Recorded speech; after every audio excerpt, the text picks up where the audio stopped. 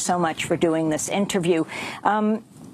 You're living in Berlin, Germany right now, but you're from Britain. Why not go home?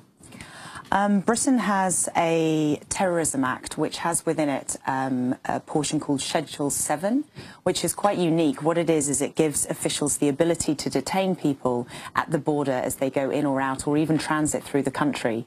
And this allows them to question people on no more than a hunch, giving them no right to silence. It also was the case of no right to a lawyer as well, though that's starting to be changed. But you're compelled to answer their questions. All the legal advice received is that the likelihood is very strong that I would be Schedule 7'd, detained under this, and questioned. Because of my work with Wikileaks and Snowden, there are certainly answers for source protection reasons that I would be unable to answer, which would make me committing a crime upon returning home. This is what happened to Glenn Greenwald's partner, David Miranda, Glenn Greenwald, who met, of course, with Edward Snowden and Laura Poitras in Berlin and wrote the first articles about the documents. Yeah, he was actually just transiting through the country. He was through the UK. He had been in Berlin. He was going back to Glenn in Rio, in Brazil. And he was just transiting through the UK. The UK officials got intel that he might have some information that was of benefit. They decided to their terrorism investigation, and so they detained him under this, and he was compelled to answer all of their questions. And held for many hours. He was held for the full 9 hours. Before they would have to arrest him if they held him any longer. Arrest or release, yes. And he was not entitled to a lawyer or anything that full time. So, Sarah Harrison, how did you end up with Edward Snowden on that flight from Hong Kong to Russia? Well, he reached out for help, and we were uniquely in a position to help for several reasons. We have a history and an understanding of what it is to be in a position where you're being persecuted, where you're dealing with the government of the United States, getting their full force down upon you.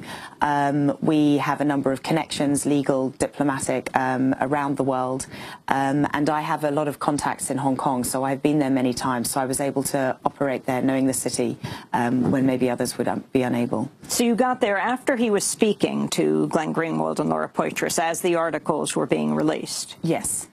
And then what happened? You were meeting him for the first time? Yes, I had not met him before. Well, we worked to find out the legal situation, the legal options, to negotiate his ability to exit the country, and to ensure that he would have as high a probability of asylum and safe passage in other places around the world. So how did you make it from, I mean, he was at the hotel with Glenn and Laura. He then was taken by human rights lawyers to be protected, as the media found where they were. How did you even make it to the airport? Were you concerned that he would be arrested in Hong Kong at the behest of the United States? Well, when we left, the United States had just put in an extradition request for him. The process is that this has to go through the court system there and be approved or be denied. We actually left before it had finished going through the Hong Kong court system, so there was no illegality about his departing the country. Mm-hmm. And if he had been arrested in Hong Kong, what would have happened? So there are two things at play. He had the ability to put in an asylum request. Hong Kong then would obviously have had to have decided what its decision on this asylum request was. They actually have a history of taking a very long time to do this. The problem with his case would have been that if, as it did, the extradition request came in, and when it was approved, he would have to be arrested and then held in prison whilst either the extradition request or the asylum were being decided which avenue they would take. And because often the asylum takes so long, he would be held in prison for an awful long time. So you get on this plane with him in Hong Kong, and why did you end up in Moscow? Choosing the route to take, the aim was to get to Latin America Ecuador specifically. Because they were granting him asylum? They were obviously positive towards the granting of asylum. As they had done with Julian Assange, who's in the Ecuadorian embassy in London. Exactly. And was Julian helping you with this Very much so, very much so. So really, you, Wikileaks and Julian facilitated Snowden making it out of Hong Kong? And gaining asylum, yes. The reason for going via Russia was that obviously we needed to have a safe flight route. You can't actually get direct from Hong Kong to Latin America. Normally flights to Latin America go through the United States or Western Europe, and this was obviously not an option in this case, so hence the sort of seemingly bizarre route via Russia and Cuba onto Latin America. So you weren't planning to stop in Russia, but what happened? No. Whilst we were in the air, as soon as we'd left, Hong Kong announced that he'd left, I think in an ability to sort of say, you know, stop hassling us, he's gone, he's not here anymore.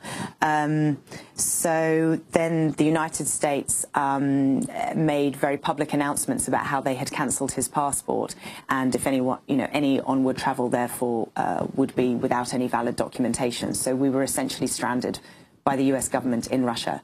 And you stayed in the airport for 39 days. Well, we didn't have a visa. I mean, that was not that you can transit through without needing a visa as long as you're under 24 hours within the airport. So hence we had no visa to remain in Russia, so he couldn't just walk on through. And so we spent 39 days trying to get asylum in various places around the world, including Germany.